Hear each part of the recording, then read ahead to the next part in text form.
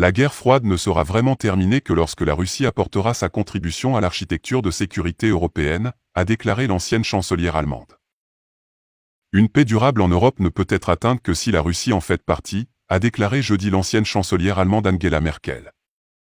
Parlant du 77e anniversaire du journal allemand Süddeutsche Zeitung, Merkel a expliqué que si l'Occident est résolu à soutenir l'Ukraine alors que la nation reste enfermée dans un conflit avec la Russie, elle devrait également être ouverte à ce qui pourrait sembler impensable, le rôle futur de Moscou dans les affaires européennes. Elle a souligné que une future architecture de sécurité européenne dans le cadre du droit international ne répondra aux exigences que si elle inclut la Russie. La guerre froide ne sera pas vraiment terminée d'ici là non plus, a-t-elle ajouté. Merkel a qualifié le 24 février, le jour où la Russie a lancé sa campagne en Ukraine, de tournant et a ajouté que les déclarations des différentes parties au conflit devraient être prises au sérieux et non rejetées comme un bluff dès que possible.